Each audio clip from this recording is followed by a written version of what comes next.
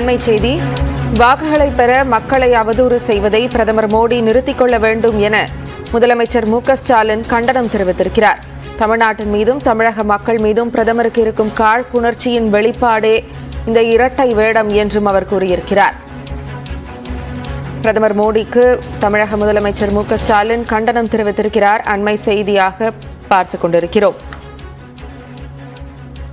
கூடுதல் விவரங்களோடு செய்தியாளர் அபினேஷ் இணைப்பில் இருக்கிறார். அவரிடம் பேசுவோம். அபினேஷ், இது குறித்த விளக்கங்கள். குவைத்தில் கைதான ராமநாதபுரம் மாவட்டத்தைச் சேர்ந்த 4 மீனவர்களை மீட்கும் வேண்டு தமிழ்நாடு முதலமைச்சர் மு.க.ஸ்டாலின் ஒரு கடிதத்தில்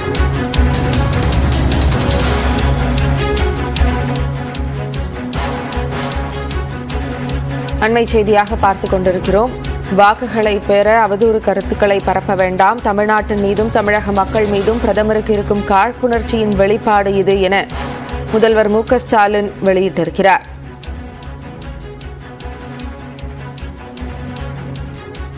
பிரதமர் மோடிக்கு முதலமைச்சர் மு.க.ஸ்டாலின் கண்டனம் தெரிவித்திருக்கிறார். வாக்குகளை பெற மக்களை அவதூறு செய்வதை பிரதமர் மோடி நிறுத்திக் கொள்ள வேண்டும் என அவர் தெரிவித்திருக்கிறார்.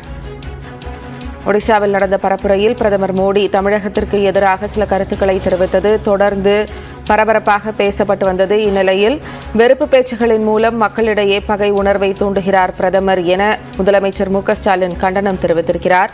கூடுதல் விவரங்களோடு செய்தியாளர் அபினேஷ் நம்மோடு இணைந்திருக்கிறார். பேசுவோம். அபினேஷ், இது குறித்த கூடுதல் விவரங்களை சொல்லலாம். தமிழ்நாட்டின் மீதும் தமிழ்நாட்டு மக்களின் மீதும் பிரதமர் மோடிக்கு இருக்கும் காழ்ப்பின் வெளிப்படைத்தன்மைதான் அவருடைய இரட்டை விடம் வெளிப்பட்டிருப்பதாக முதலமைச்சர் மு.க.ஸ்டாலின் ஒரு அறிக்கையை தெரிவித்திருக்கிறார்.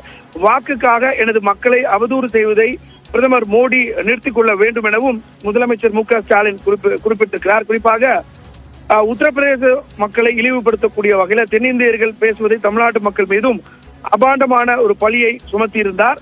மதம், மொழி, இனம் மற்றும் மாநிலத்தின் பெயரால் இன்னொரு தரப்பு மக்களை தூண்டிவிடும் செயல் ஆபத்தானது என்று எனது கண்டனத்தை அப்போதே நான் தெரிவித்திருந்தேன். சகோதரத்துவத்தை வளர்க்க வேண்டிய அரசியல் தலைவரே பகையுணர்வை தூண்டுவது என்பது தவறு என்றும் அப்போது கூறியிருந்தேன். ஆனாலும் தமிழ்நாட்டு மக்களை மோசமானவர்களாக இழித்தும் பழித்தும் பேசும் வழக்கத்தை பிரதமர் மோடி நிறுத்திக் கொள்ளவில்லை. ஒடிசா மாநிலத்தில் தேர்தல் பரப்புரையில் பேசிய பிரதமர் மோடி புகழ்பெற்ற ஜெகநாதர் ஆலயத்தின் பொக்கிஷ அறையின் தொலைந்து போன சாவிகள் தமிழ்நாட்டில் இருப்பதாக பேசியிருக்கிறார்.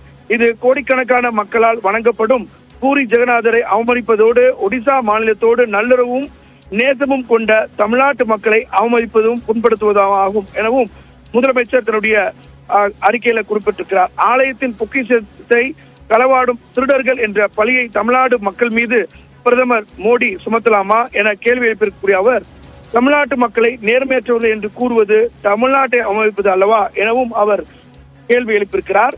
தமிழர்கள் மீது மோடிக்கு இத்தனை காழ்ப்பும் வெறுப்பும் ஏன் எனவும், தமிழ்நாட்டுக்கு வரும்போது தமிழ் மொழியை உயர்வாக போற்றுவதாக பேசுவதும், தமிழர்களை போன்று அறிவாளிகள் இல்லை என்று பாராட்டுவதும், அதே நேரத்தில் ராஜஸ்தான், மத்திய பிரதேஷ், உத்தரப்பிரதேசம், ஒடிசா போன்ற மாநிலங்களில் வாக்கு சேகரிக்கும் போது தமிழ்நாட்டு மக்களை திருடர்களைப் போலவும் வெறுப்பு மிகுந்தவர்களாக அந்த மாநிலங்களுக்கு எதிரானவர்களாகவும் பேசுவது என்பது இரட்டை வேடம். இதை மக்கள் புரிந்து கொள்வார்கள்.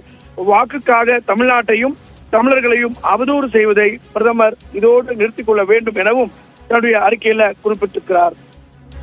விவரங்களை வழங்கியதற்கு நன்றி அபினேஷ்.